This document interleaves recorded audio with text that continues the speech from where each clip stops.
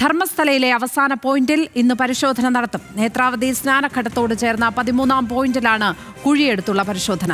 ഇവിടെയാണ് ഏറ്റവും കൂടുതൽ മൃതദേഹങ്ങൾ സംസ്കരിച്ചത് എന്നാണ് സാക്ഷി പ്രത്യേക അന്വേഷണ സംഘത്തിന് മൊഴി നൽകിയിട്ടുള്ളത്. സരീഷ് പി കെ ചേരുന്നു ധർമ്മസ്ഥലയിൽ നിന്ന്. സരീഷ്, പുതിയ സ്ഥലത്തെ ആണ് ഇന്ന് പരിശോധന നടക്കുന്നത്. ഇവിടെയാണ് കൂടുതൽ മൃതദേഹങ്ങൾ കുഴിച്ചിട്ടത് എന്ന് സാക്ഷി പറയുന്നു. അതുകൊണ്ട് തന്നെ ഈ ദിവസത്തെ പരിശോധന വളരെ നിർണായകം എന്ന് തന്നെ പറയണം എന്ന് തോന്നുന്നു. മറ്റൊരു സാക്ഷിയുടെ കൂടി കാര്യം പുറത്തേക്ക് വരുന്നുണ്ട്. അയാൾ അവിടേക്ക് എത്തിച്ചേർന്നിട്ടുണ്ടോ? അയാളുടെ മൊഴി എടുത്തിട്ടുണ്ടോ? വിവരങ്ങൾ എന്താണ്? ഈ നിലവിലെ സാക്ഷി, അതായത് ഭീമൻ എന്ന് പറയുന്ന സാക്ഷി 13 പോയിന്റുകളായിരുന്നു കാണിച്ചു നൽകിയത്. അതിൽ ഏറ്റവും അവസാനത്തെ പോയിന്റാണ് ഇന്ന് പരിശോധിക്കുന്നത്. അതിന് ഏറ്റവും വലിയ പ്രത്യേകത എന്ന് പറയുന്നത് സാക്ഷി ആദ്യഘട്ടത്തിൽ തന്നെ പറഞ്ഞിരിക്കുന്നത് ഏറ്റവും കൂടുതൽ മൃതദേഹങ്ങൾ സംസ്കരിച്ചിരിക്കുന്നത് അല്ലെങ്കിൽ കുഴിച്ചിട്ടിരിക്കുന്നത് ഈ സ്ഥലത്താണ് എന്നുള്ളതാണ്. അതായത് സ്നാനഘട്ടത്തിനോട് ചേർന്ന് വലതു ഭാഗത്ത് വലിയ ആഴത്തിൽ കുഴിയെടുത്ത് അവിടെ മൃതദേഹങ്ങൾ ഡംപ് ചെയ്തിട്ടുണ്ട് എന്നുള്ളതാണ് സാക്ഷി മൊഴി നൽകിയിരിക്കുന്നത്. അതിന് 2 കാരണമാണ് അദ്ദേഹം പറയുന്നത്.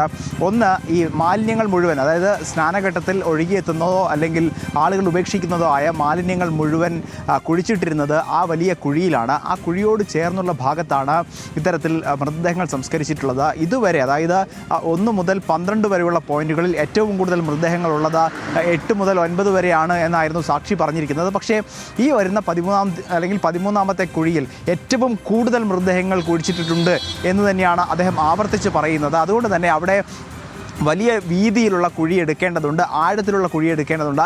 നേരത്തെ മാർക്ക് ചെയ്തത് പ്രകാരമാണെങ്കിൽ വലിയ ഈ കഴിഞ്ഞ ദിവസങ്ങളിലൊന്നും തന്നെ മാർക്ക് ചെയ്തതിൻ്റെ 3 ഇരട്ടി വീതിയിലുള്ള കുഴിയാണ് അവിടെ എടുക്കേണ്ടത്. അതുകൊണ്ട് തന്നെ സമയമെടുത്ത് കുഴിക്കുക എന്നുള്ളത് തന്നെയാണ് അന്വേഷണ സംഘത്തിന് മുന്നിലുള്ള വെല്ലുവിളി.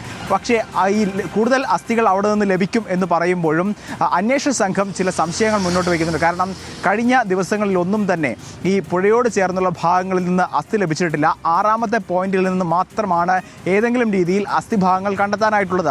അതിന് പ്രധാനമായി കാരണം പറയുന്നത് 2009-ലെ പ്രളയമാണ്. 2009-ലെ പ്രളയത്തിൽ ഏറ്റവും കൂടുതൽ മണ്ണൊലിച്ചു പോവുകയും അതോടൊപ്പം തന്നെ ആ അല്ലെങ്കിൽ പുഴ കരകയറുകയും ചെയ്ത മേഖലയിലാണ് ഈ 13-ാമത്തെ പോയിന്റ് എന്ന് പറയുന്നത്.